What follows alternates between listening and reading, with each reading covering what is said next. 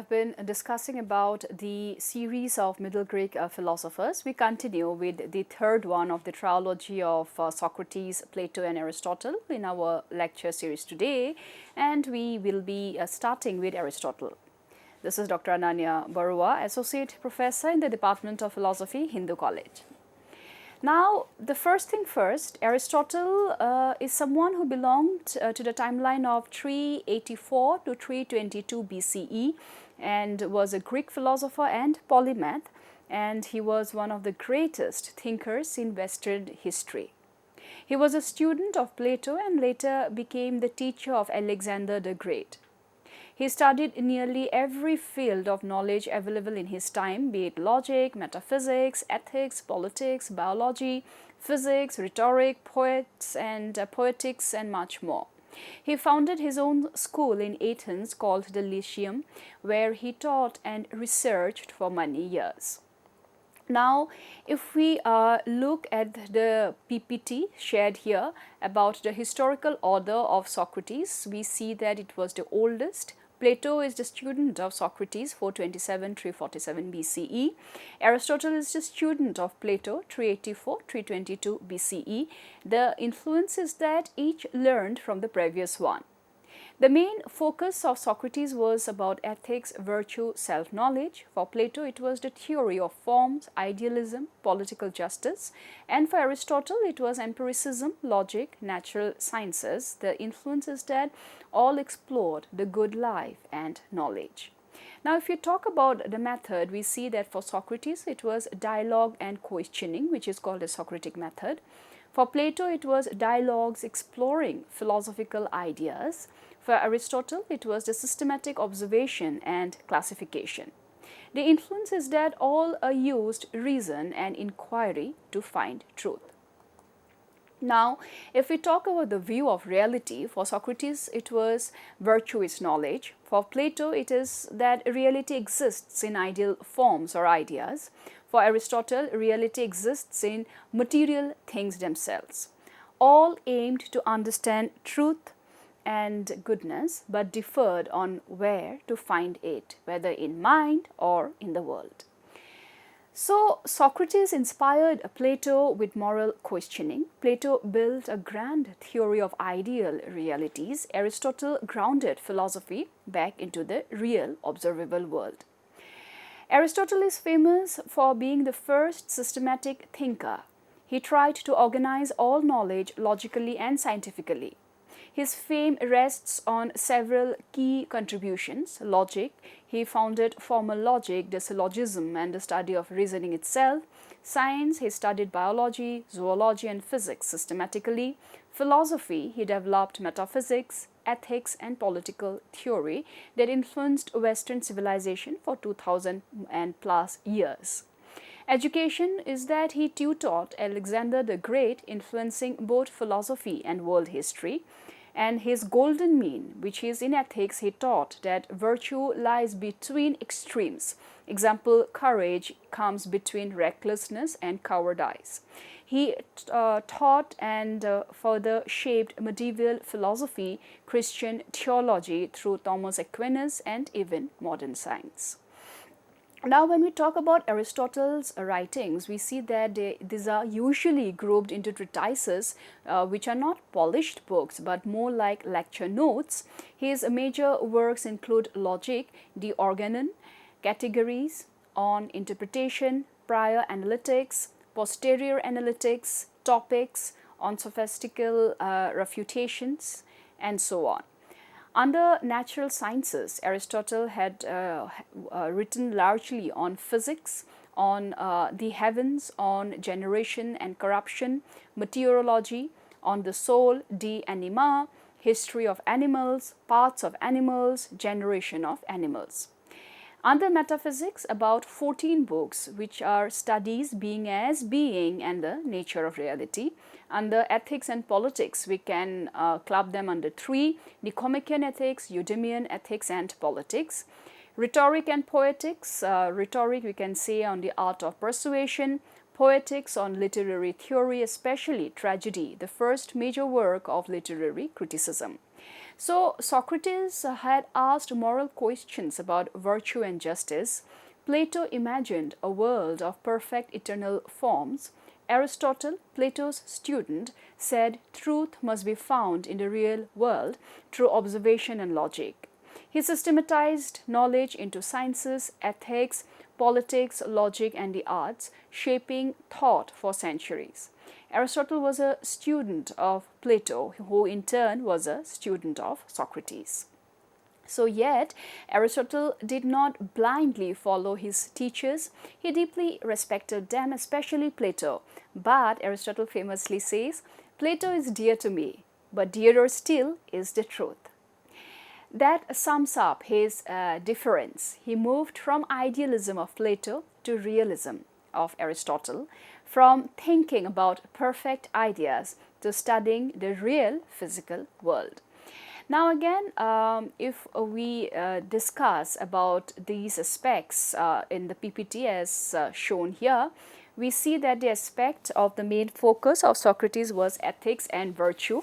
How should one live? For Plato, it was ideal forms, true reality beyond the senses. For Aristotle, it was the real world, understanding nature, logic, and causes. The method was questioning through dialogue, Socratic method. Plato was abstract reasoning and idealism. For Aristotle, it was observation, classification, logic, and analysis. The view of reality for Socrates, it was concerned with moral truth. For Plato, it was believed in two worlds, the world of forms, perfect and unchanging, and the world of appearances, imperfect and changing. For Aristotle, the view of reality is that it believed only one world exists, the physical world, and we see and study. About knowledge, Socrates had talked about virtue is knowledge, knowing good is basically doing good. For Plato, knowledge comes from remembering eternal forms, and for Aristotle, knowledge comes from experience and observation. The goal of philosophy for Socrates is to know how to live rightly. For Plato, it is to understand ultimate perfect reality, and for Aristotle, to understand causes and purposes, teleology, in the real world. Now, about the view of the soul, Socrates talks about the soul being moral and immoral. For Plato, it is the immortal, the moral and immortal soul for Socrates. Immortal, trapped in the body, is the version of the soul for Plato. Soul as the form of the body, not separate, but gives life to it. And the approach to politics and ethics, for Socrates, it is the moral virtue. For Plato, it is the ideal republic or the philosopher kings. And for Aristotle, it is the practical ethics and realistic politics, which is the best government for real people. Now, Aristotle differed because of his scientific and empirical temperament. Number one, he valued observation over pure reasoning. Plato trusted reason and abstract thinking more than the senses. Aristotle thought that senses were the starting point of all knowledge. We must study the world as it is, not just how it should be. Number two, Aristotle wanted practical truth, not only ideal truth. Plato described a perfect state, perfect justice, perfect beauty, all existing in a world of forms. Aristotle said that those ideals are useless unless we understand how real societies and nature work. He moved from utopia to practical philosophy. Number three, Aristotle developed logic and science. Plato's method was dialectical, conversation and argument. Aristotle formalized logic. He created the first system of reasoning, the syllogism. He studied biology, physics, politics, ethics, a more scientific and systematic approach. Number four, he believed form and matter are inseparable.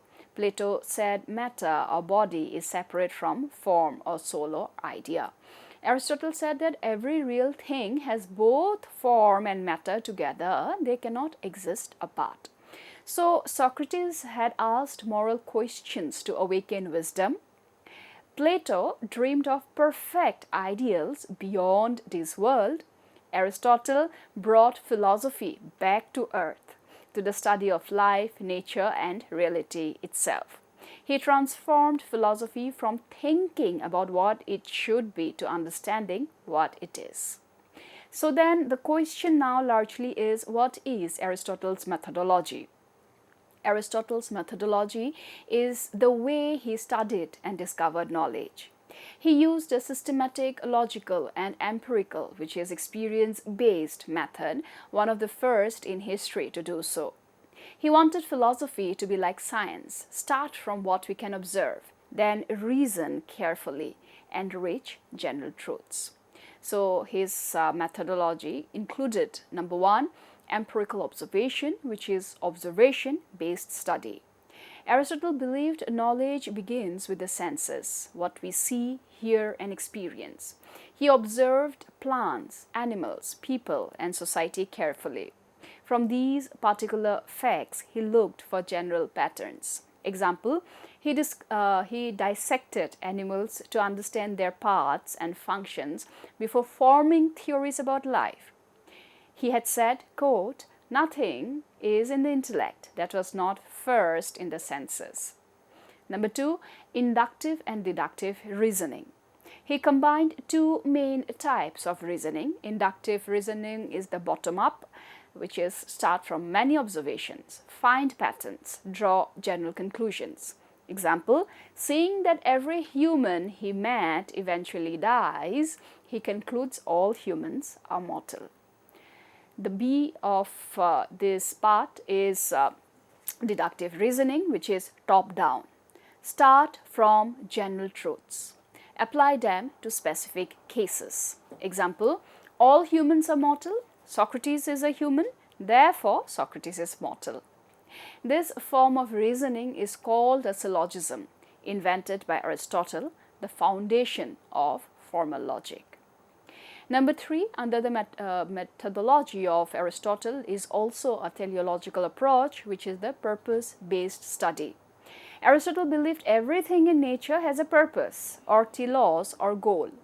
He explained phenomena by asking, what is this for, rather than what caused this. Example, the purpose of an acorn is to become an oak tree. The purpose of the heart is to pump blood. The purpose of humans is to live rationally and virtuously. This final cause or purpose was central to his explanation of nature and ethics. Now, if we quickly look at the PPT here, we see that the four-cause method, the type of cause, the material cause, the question asked is what is it made up of. Example of a statue is marble. The formal cause under the theory of causation, the question would be, what is its form or design? For the example of a statue, it would be the shape of a person. The efficient cause is who or what made it. Example for a statue would be the sculptor. And the final cause is what is its purpose. Example for in the case of a statue is to honor a hero. So we see that the type of causes is what led Aristotle to come up with his theory of causation, which is clubbed as under four heads, which we have just about mentioned: the material cause, the formal cause, the efficient cause, and the final cause. Now, when we talk about the systematic classification, we see that Aristotle loved to organize knowledge. He classified things, animals, plants, governments, types of speech into categories and hierarchies. This is why he is called the first biologist, logician, and political scientist. Aristotle's methodology combined observation, that is to see the facts. Number two, logic, reason carefully. Number three, classification, organize the facts. Number four, purpose, understand the why. He used reason and evidence together, a model that influenced science and philosophy for over 2000 years. Now, when we come to the part of metaphysics, it is interesting to see that it can also be traced to Aristotle largely. Now, what is metaphysics? Meta is beyond and physics is the physical or the material world. And how did this name come up? It is said that once Aristotle was drafting a work about the stars and everything which is beyond the earth, and he wasn't really satisfied with his body of work. And after repeated drafts, he, in a gush of anger, had flung the piece of draft away, and it happened to fall beyond the book of physics that was lying there on his study table. And since then, the elements which are beyond the earthly zone, that is the stars and the other extraterrestrial elements, are thus called beyond the physics or metaphysics concepts, and that is how the concept called metaphysics, the name called metaphysics, comes up. This is just a footnote about the emergence of the term of metaphysics. So metaphysics basically deals with what exists, what is being, and so on. And the core ideas we will see deals with something called hylomorphism. Now, what is this hylomorphism? It is a concept where every concrete thing is a compound of matter, hyl, and form, morph. So form is the organizing principle, what makes a thing the kind of thing it is. Matter is what it is made of. Substance is ousia, which is primary reality is individual substances, a particular man, a particular horse. Substance is what things fundamentally are. Further, there is act and potency, which is actuality and potentiality. Change is explained as the actualization of potentials. Example, a seed has the potential to be a tree. Growth is the move to actuality. So under this, we see that the four causes was introduced, or the theory of causation was introduced. To explain anything fully, we must ask, number one, the material cause, what is it made up of? The formal cause, what is its form or essence? Number three, the efficient cause, the agent or process that produces it.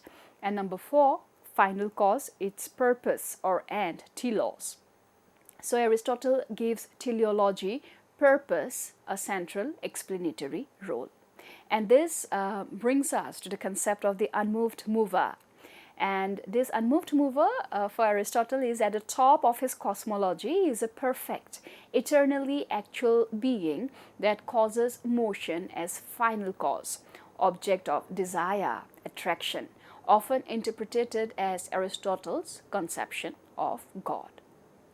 We also will be discussing about his concepts of logic and epistemology. We will be discussing further about the methodology, his philosophy of nature and biology, psychology, theory of the soul, his ethics, virtue ethics, Nicomachean ethics, and definitely political philosophy, aesthetics and rhetoric, and we will also be looking at some of his major works, his legacy, criticisms, and we would like to see what could be the major takeaways, the strengths or the possible weaknesses, if any, and some of the popular philosophers, contemporary ones who have researched and studied Aristotle at length, and opportunities, if any, further, if there are any possible threats, and more in our next class. Thank you so much.